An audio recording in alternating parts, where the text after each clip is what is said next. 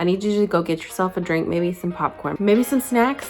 Yeah, some snacks, maybe grab some snacks, because we're going to be going over 10 horror stories that I personally went through in the year of 2021 in regards to real estate.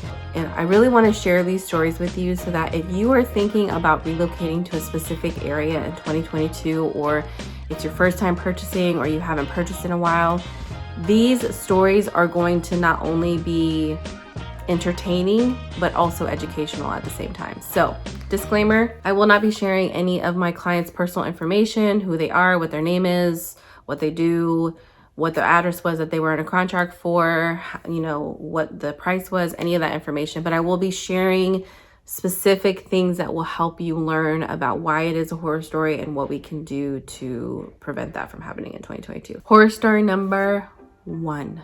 This is in regards to flood insurance in Savannah. Yes, we do live on the coast, and we do have hurricanes, and we do have flooding issues. And the closer you are to the coast, the higher chance that you have of having to purchase a property that requires flood insurance. So I had a client that was purchasing a property in downtown Savannah. It was an investment property that was purchased by an investor. They flipped it. It was really nice. The only thing is that when investors come in and they do those type of flips, they always claim that because they never lived in the property, that they can't disclose anything. So this seller, the investor, did not disclose this property was located in flood zone. We won a multiple offer situation. We did the inspection. We got through the appraisal. Everything was looking beautiful until we found out that this property was located in a high risk flood zone.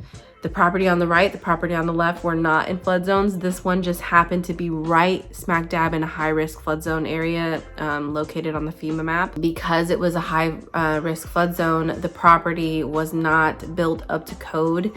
It was supposed to be built 4 to 5 inches higher than what it was. So because it was not up to code, the flood insurance was significantly raised, like $3,000 to $4,000 per year for flood insurance, which is quite a bit of money when you're factoring in that your mortgage payment is going to be your principal and interest, your tax payments, your homeowner's insurance, and then the flood insurance all wrapped up together. It really significantly increased the price. So my client, luckily, we were able to get out of that contract, and she found a beautiful home, not in a flood zone, in downtown, and it ended up being a great story. Horror story number 2, a lender giving up. Yes, you heard that right. A lender who plays such an important role in this whole transaction gave up on my client. This client was relocating from another state. They chose this out-of-state lender that I had never worked with before, and I had told them that I recommend working with a local lender. Pay attention, because almost every single one of my clients who closed this year had multiple offer situations that we won. We got through the inspection.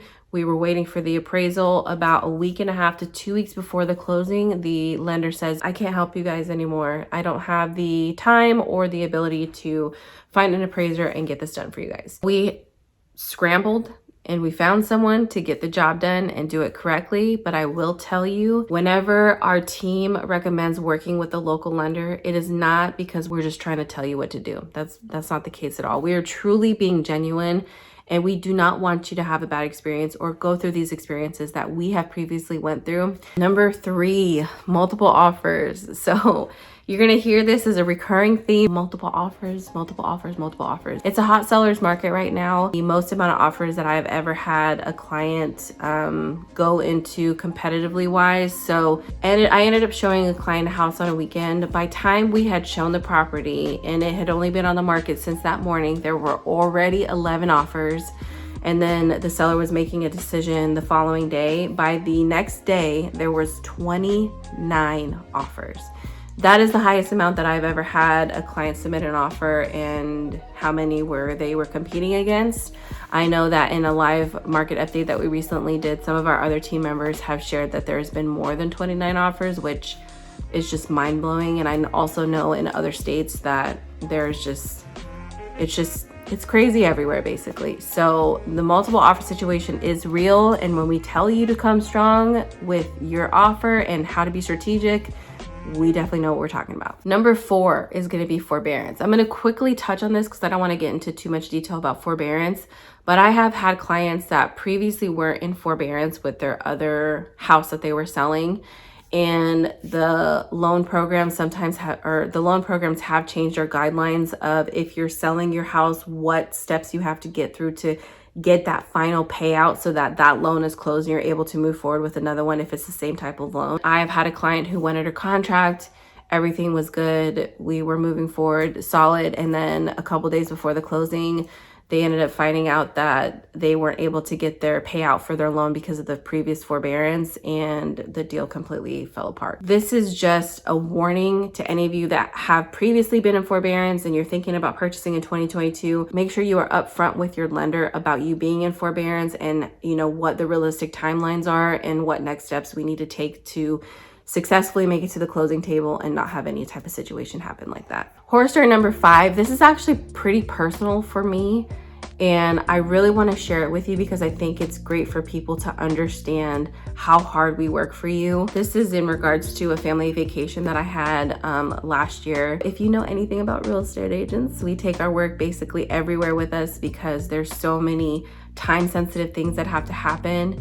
And we really value you as a client and trusting in us and committing to working with us. We also don't get paid anything until we make it to the closing table. If you have been working with us for months and months and months, we've been showing you houses, we've been writing offers, we've been doing all these things, we don't get paid anything for that until we make it to the closing table. And then if we never make it to the closing table, we did all that work for free, which is the seller or the builder is the one that pays our commission if we're doing the buying side. And even the same with the listing side.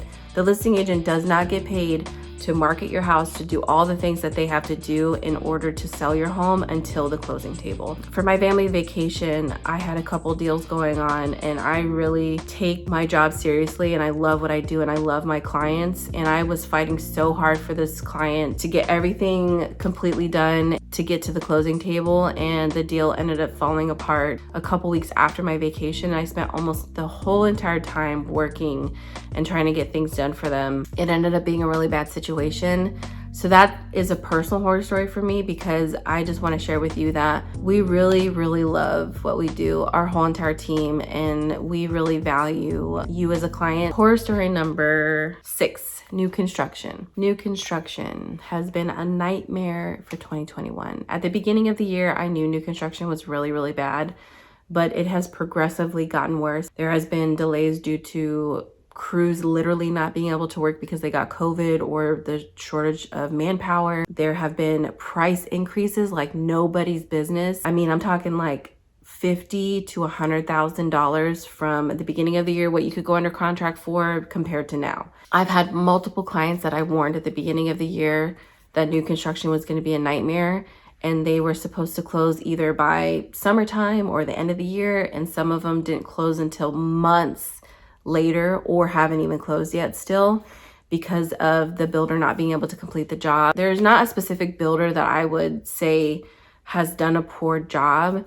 It's just that a lot of them have not been very honest about progress, at least communicating and saying that nothing happened this week because of this, this, and this. They just don't even say anything to the client. So I have to go and find out information. And a lot of them are in rental situations where they end up having to pay more rent, or they have to go and relocate to somewhere else because they're waiting for their house to be built, or they have things in storage and they're spending thousands of dollars storing their household goods. It's just a nightmare all around for new construction. So I would definitely recommend 100% if you were looking at new construction in 2022 to tread lightly and be very, very cautious because it is not a fun process at all to build. Number 7 is also in regards to new construction. So I've also actually heard of some other states such as Florida that specific builders have in their contracts that they can increase the price if materials prices go up.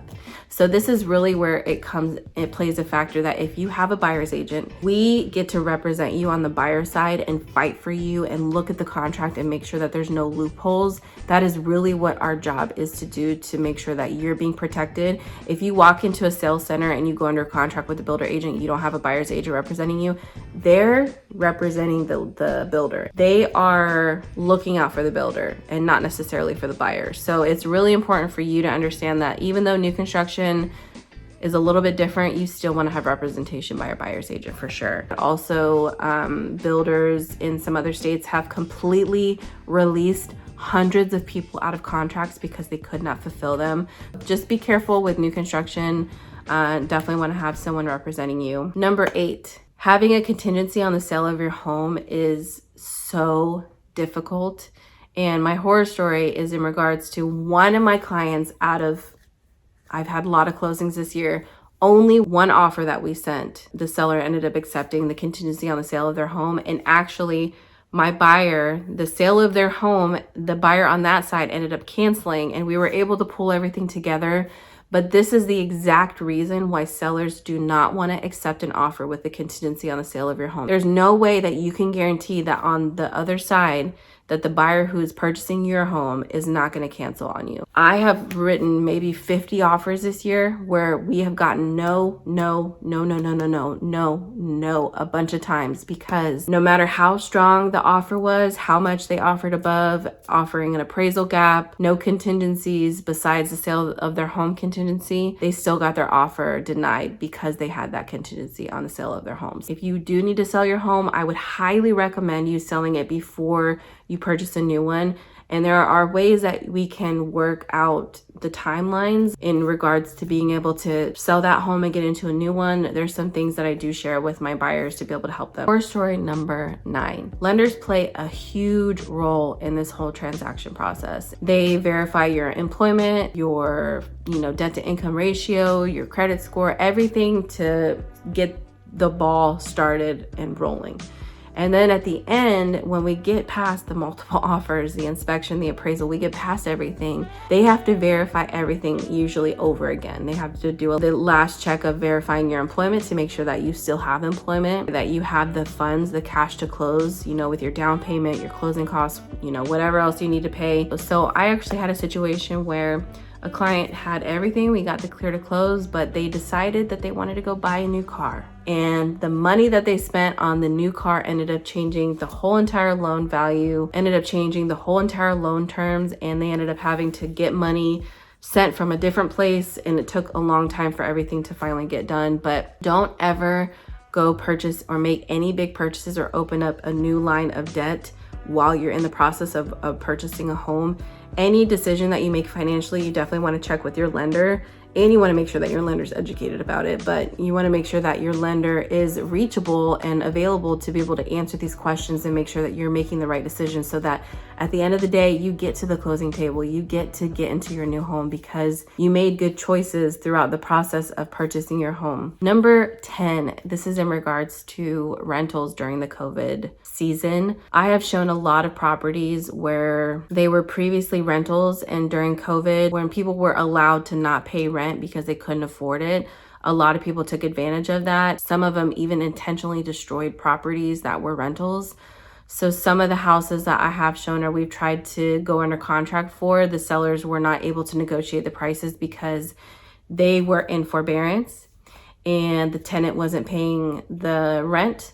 So then they were accruing thousands of dollars of debt every single month. One of the situations I know of, the seller ended up accruing like over $30,000 extra in what they owed on their house because they were out of state, they were renting, the tenants inside couldn't pay rent. I've seen a lot of people who own rental properties sell them this past year because they just didn't want to get into that situation. I just want to share with you some realistic things that happen and that we really know what we're talking about when we offer advice and when we're trying to get you to win in multiple offer situations. It's very challenging right now, but it's definitely possible. So here's to the new year, and I want you to go over to the GCH website, and if you're relocating here, I need you to download one of our relocation guides, whether you're coming to the Atlanta area, Savannah area, or the South Carolina area, because we have some amazing agents waiting to work with you, and we're so excited and thrilled for the opportunities in 2022 that we don't even know about yet.